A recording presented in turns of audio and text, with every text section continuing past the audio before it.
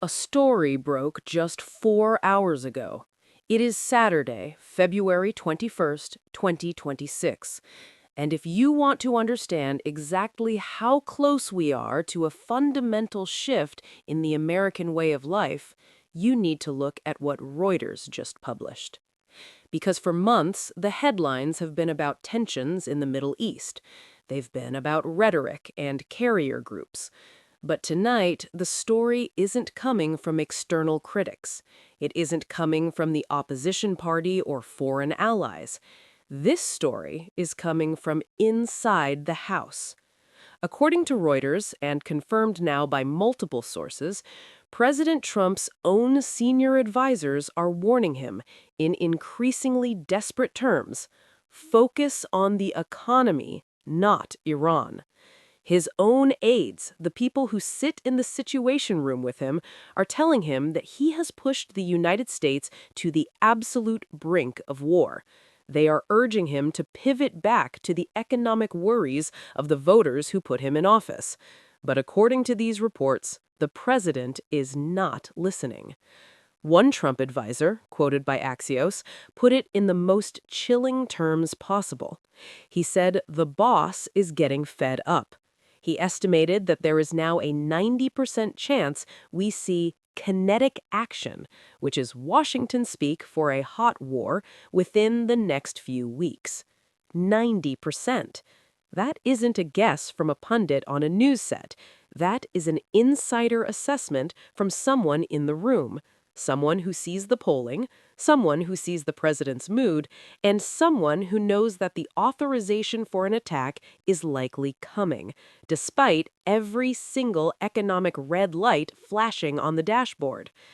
In just a moment, I'm going to take you through the specific, cold-blooded arithmetic that Trump's economic team is staring at right now.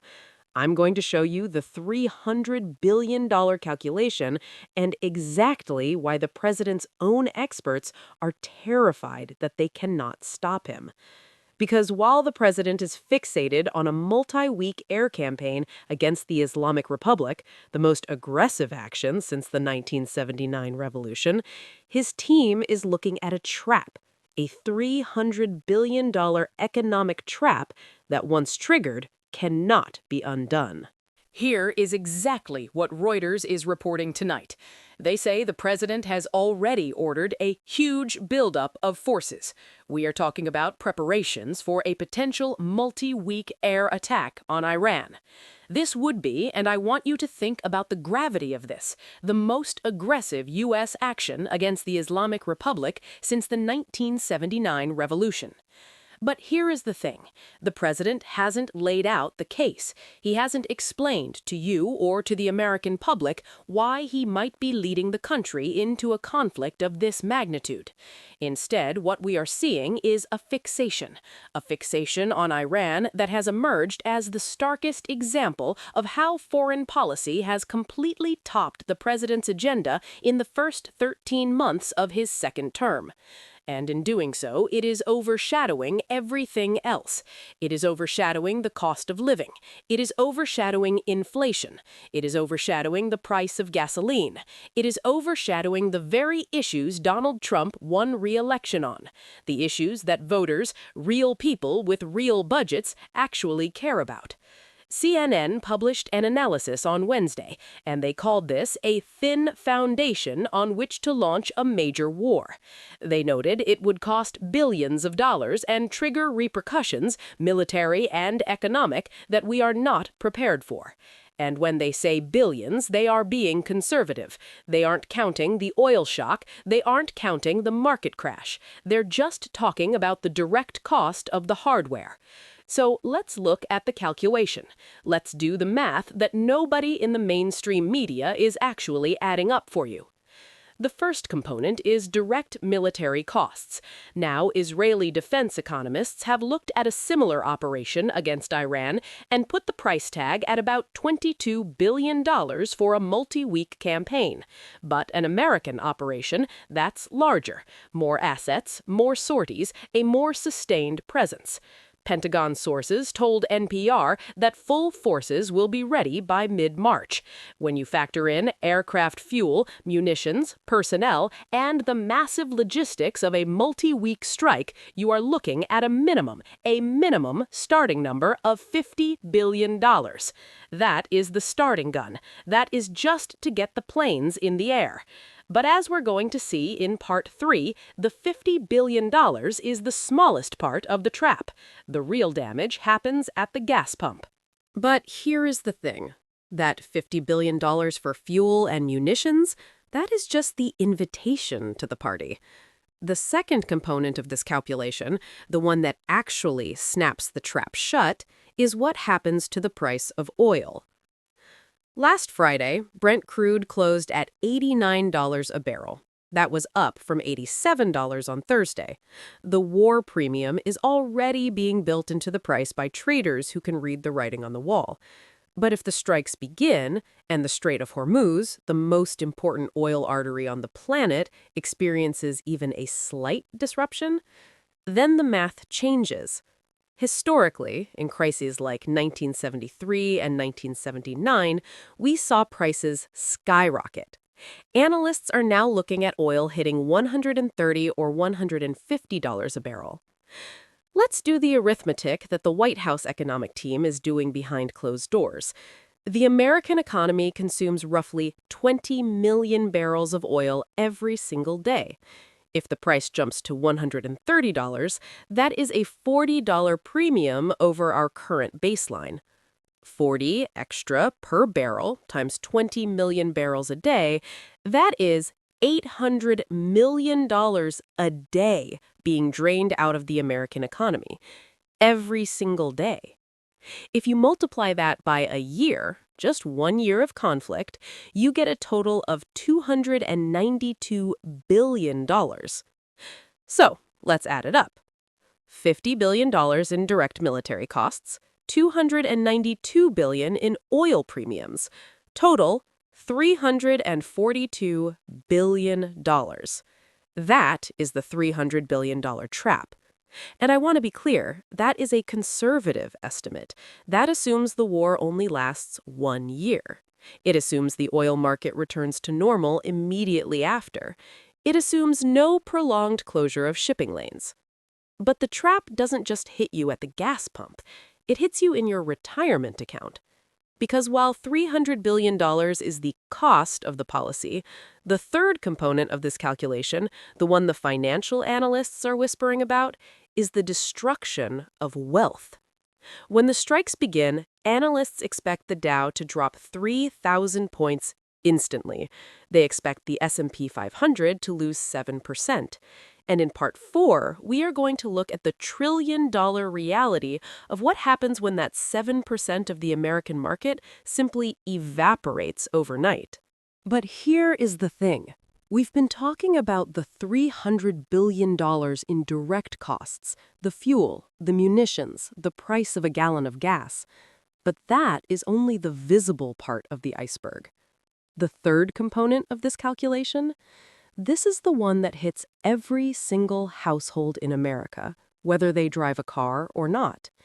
It is the destruction of wealth. Financial analysts are already mapping out the day one reaction to an air campaign against Iran. They are projecting a 3,000-point drop in the Dow.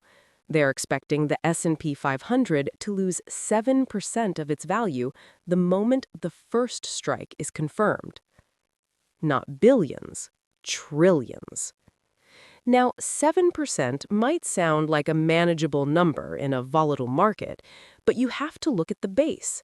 The total market capitalization of the United States stock market is approximately $50 trillion. 7% of $50 trillion is $3.5 trillion.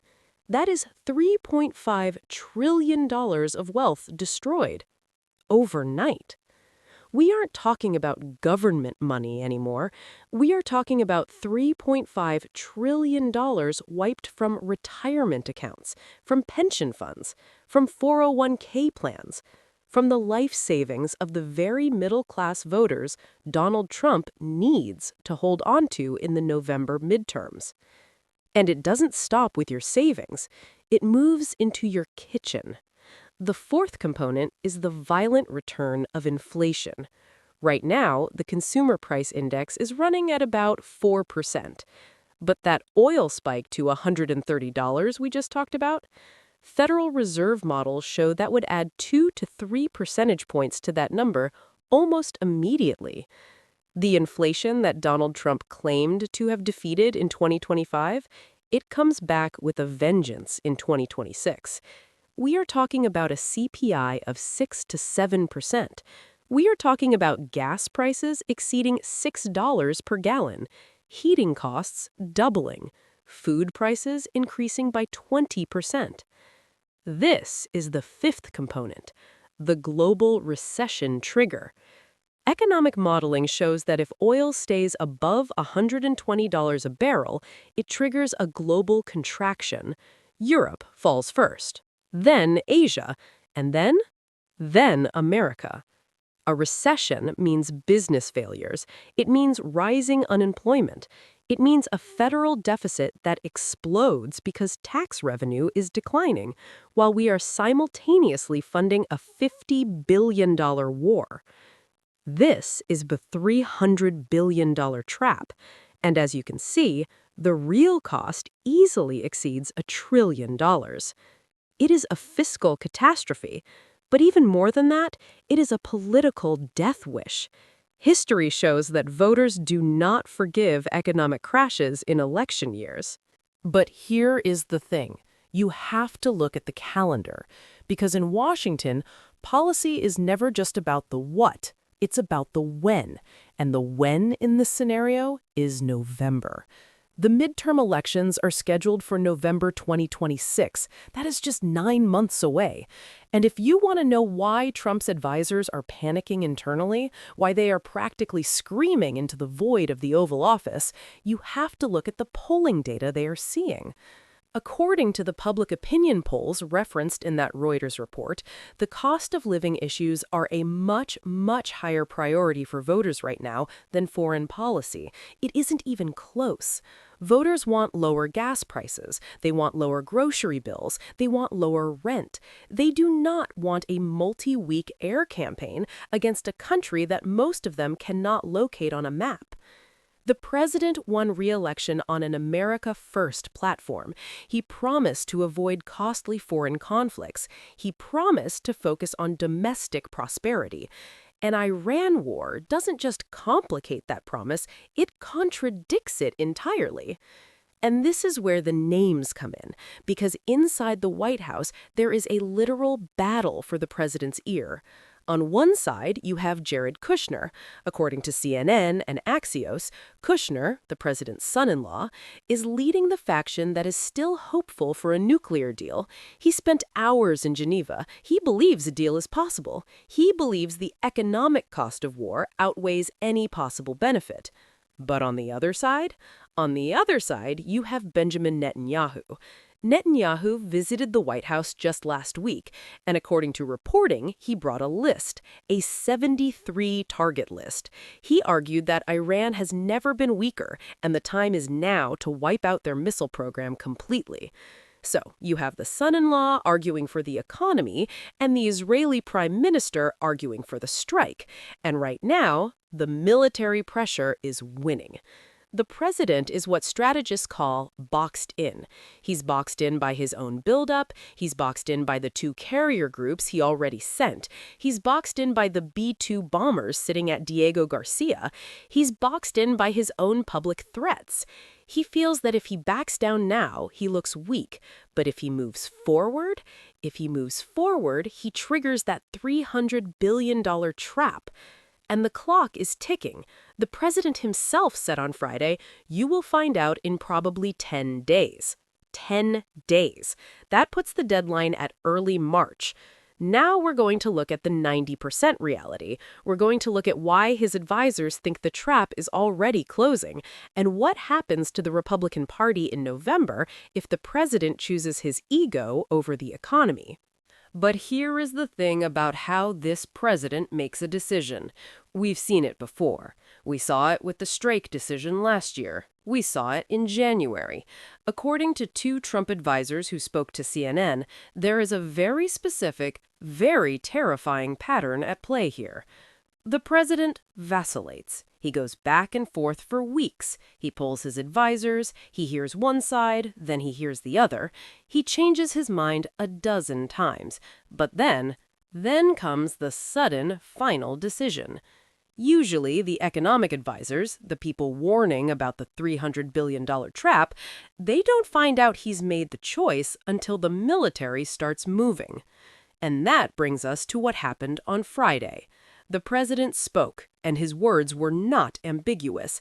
He said, and I quote, "Iran better negotiate a fair deal. If that does not happen, bad things will happen." Bad things?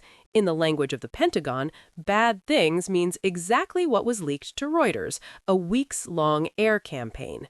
And then he added a timeline. He said at the Board of Peace meeting, "You will find out in probably 10 days." 10 days. That puts us squarely at the start of March. And that is why the advisors are panicking, because they aren't just looking at the price of oil, they're looking at the 2026 midterm map. Let's do the political math. Right now, Republicans hold the House by a razor-thin margin, 222 to 213. That is a 9-seat majority. Historically, the party in power loses an average of 30 seats in the first midterm. If that holds, the House flips and Hakeem Jeffries becomes Speaker. But if you trigger the $300 billion trap, if gas hits $6 and retirement accounts lose 7% overnight, analysts expect those losses to exceed 50 seats. The president's legislative agenda wouldn't just be stalled, it would be dead. The advisors who served in the Bush administration remember this. They remember 2003. They remember how the Iraq War initially saw a rally around the flag effect, only to turn into a political milestone that cost them the Congress in 2006. But Iraq didn't crash the stock market. Iraq didn't create an oil crisis or a global recession. This is Iraq plus a $1 trillion economic catastrophe. So, the trap is set. The military hardware is in position, the B-2s are at Diego Garcia, the carriers are in the Gulf, the diplomatic deadline is counting down. As of right now, there are 8 days remaining. The president's advisors are begging him to choose the economy. They are begging him to choose the voters who put him there. They want him to choose looking weak over triggering a catastrophe. But Donald Trump has never been a man who chooses to look weak. He has built a career, a fortune, and a presidency on doubling down. In 8 days, we're going to find out which instinct wins. Will he listen to the warnings of the people in the room, or will he trigger the $300 billion trap and change the American economy and the American political landscape for a generation? Saturday, February 21st, the countdown is on. 8 days until the answer.